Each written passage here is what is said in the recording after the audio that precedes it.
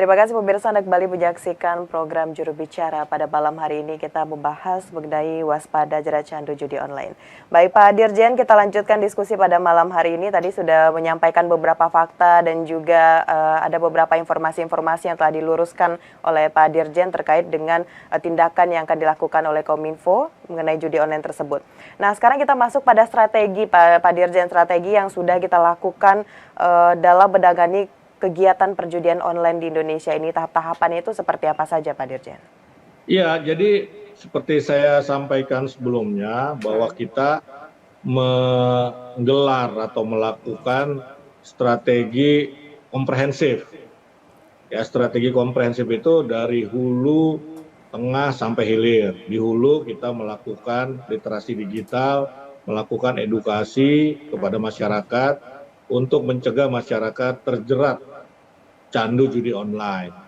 Di tengah kita melakukan yang sering saya sebut mekanisme korektif. Kita men-take down konten-konten judi online baik berupa website, portal maupun konten judi online di media sosial, di platform media sosial. Yang ketiga di hilir kita bekerja sama dengan aparat penegak hukum lainnya yakni Polri dan PPATK antara lain ya. Polri ini berurusan dengan pelaku, dengan orang, PPATK biasanya berurusan dengan rekening, karena dalam proses judi online ada istilah rekening penampung. Nah, selain itu kita juga sedang merencanakan untuk turun ke sekolah-sekolah, mengedukasi para pelajar kita supaya tidak kecanduan judi online. Kenapa? Karena memang kalau kita lihat data dari PPATK, misalnya dari data jumlah transfer ataupun ikutan dalam judi online ini, itu yang kecil-kecil, ya puluhan ribu, hanya sampai ratusan ribu. Artinya apa? Yang terlibat dalam judi online ini adalah masyarakat menengah bawah, yang menengah bawah. Bahkan ada pelajar-pelajar SMA yang terlibat di dalam judi online. Karena itu kami akan masuk ke sekolah-sekolah begitu. Selain itu, kita pun menggandeng tokoh masyarakat, tokoh agama untuk ikut serta dan orang tua mengedukasi orang-orang sekitarnya, anak-anaknya agar tidak terlibat judi online. Nah, itu strategi yang kita terapkan di Kominfo agar ya paling tidak kita bisa mengurangi judi online yang ada di platform digital ataupun di dunia maya. Baik, lalu terkait dengan proses pemblokiran dari situs judi online tersebut, Pak Dirjen, itu butuh waktu berapa lama sih Pak Kominfo untuk melakukan hal tersebut, Pak Dirjen? Ya, jadi ada dua jenis konten ya. Biasanya yang pertama itu berupa website ataupun portal. Nah, kalau ini Kominfo bisa melakukan langsung. Ya, jadi cepat sekali nih. Begitu Kominfo menemukan ada website ataupun portal yang berbau judi online, terindikasi judi online, kita bisa langsung memblokirnya ataupun menutupnya atau memutus aksesnya. Yang kedua, konten di media sosial, apakah itu di Facebook, di Twitter, di Instagram, dan lain-lain. Nah, kalau ini kita harus meminta platform tempat judi online itu bertengger. Ya, kalau judi online itu adanya di Facebook, ya kita minta Facebook. Kalau adanya di Google, ya kita minta ke Google untuk men-take down. Dan mereka harus take down konten judi online itu dalam waktu 1 kali 24 jam. Ya, jadi kecepatannya itu 1 kali 24 jam itu maksimal. Ya, kita menginginkan ya jangan terlalu lama, jangan pula sampai 1 kali 24 jam. Sementara kalau tadi website, portal kita bisa langsung putus aksesnya. Baik, selanjutnya Pak Dirjen ada dua hal di akhir ini yang harus kita tegaskan. Yang pertama tadi kalau di Facebook dan di Google, Pak Dirjen sudah menyampaikan apa yang harus dilakukan oleh masyarakat. Kalau bertemu di Facebook harus mengadu ke Facebook dan Google seperti itu. Nah, kalau misalnya judi online itu situsnya masuk ke WhatsApp gitu Pak Dirjen, apa yang harus dilakukan oleh masyarakat? Yang pertama. Yang kedua Pak Dirjen, kita mengetahui bahwa judi online ini akan mengakibatkan candu yang tentu susah untuk dihilangkan. Himbauannya Pak Dirjen kepada masyarakat yang mungkin hingga saat ini belum terjerat kasus judi online agar tidak masuk ke dalam lubang tersebut, seperti apa himbauan dari Pak Dirjen?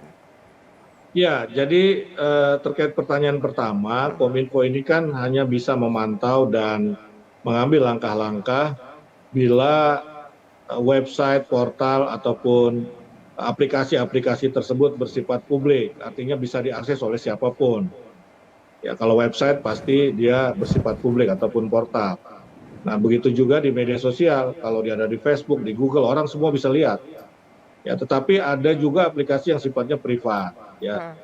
kalau yang di website itu ataupun di media sosial, Kominfo tentu punya mekanisme ya, punya tim, punya alat yang untuk mengidentifikasi begitu. Sementara ada aplikasi yang sifatnya privat, misalnya WhatsApp tadi itu, Telegram, WeChat misalnya, atau SMS. Ya, itu memang Kominfo tidak bisa menembusnya karena dia bersifat publik, bersifat privat, Ya. bersifat personal ataupun pribadi. Nah, Hmm. karena itu kalau ada masyarakat yang mendapatkan kiriman promosi judi online atau aplikasi judi online yang bisa diklik kemudian langsung masuk ke situsnya, ya lapor ke Kominfo, laporlah ke aduankonten.id. Ya, dengan laporan itu maka Kominfo kemudian akan mencari, mengcrawling konten judi online tersebut dan kemudian akan melakukan take down. Nah, itu kira-kira kalau menemukannya di aplikasi yang bersifat privat atau bersifat pribadi ya begitu. Kemudian pertanyaan kedua, ya memang sebaiknya yang belum terjerat, yang belum sempat terlibat ataupun bermain judi online ya jangan coba-coba. Hmm. Ya jangan sampai coba-coba.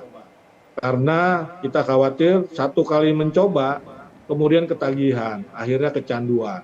Hmm. Nah, kalau ada yang sudah terlibat beberapa kali begitu belum terlalu banyak ya segeralah untuk jangan terlibat lagi. Ya Ya. sebab bisa saja nanti akan jadi kecanduan. Nah, kalau yang kecanduan ya tentu saja saya kira mungkin bisa ke terapi, ke psikolog, ke aparat keamanan ya supaya dia tidak kecanduan lagi. Ya, Dan benar. ini penting saya kira pertanyaan terakhir ini. Kenapa? Karena salah satu penyebab yang keladi ya pangkal kenapa judi online itu marak Hmm. sebetulnya bukan hanya karena teknologinya yang semakin mudah, tetapi juga karena ada pasarnya, ada pemainnya, kira-kira begitu ya. Hmm. Nah, sehingga ini kan dalam istilah ekonomi aja nih, teori ekonomi ya, ada supply and demand ya. Kalau demand-nya banyak, ya supply-nya juga akan banyak, akan kencang begitu. Nah, karena itu salah satu upaya untuk mengurangi judi online adalah dengan mencegah. Jangan sampai orang pingin ya kemudian bermain judi online itu begitu. Jadi kita kurangi pasarnya begitu. Baik, seperti yang Pak Dirjen sampaikan tadi dari pemerintah dan juga aparat terkait dengan judi online akan terus mengawal dan juga melakukan penegakan hukum. Tapi kembali lagi kepada masing-masing kita untuk bisa memperkuat diri untuk tidak terjun begitu dalam judi online tersebut.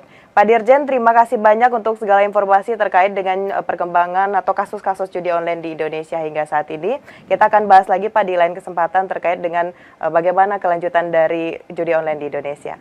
Terima kasih Pak Dirjen, selamat malam, selamat melanjutkan aktivitas Pak Dirjen. Selamat malam, terima kasih. Terima kasih Pak. Dan pemirsa itulah dialog kita dalam program Juru Bicara kali ini bersama dengan Dirjen IKP Kementerian Kominfo Republik Indonesia Bapak Usman Kansong. Terima kasih bagi Anda yang sudah menyaksikan. Saya Mona Azarin pamit, selamat malam dan sampai jumpa.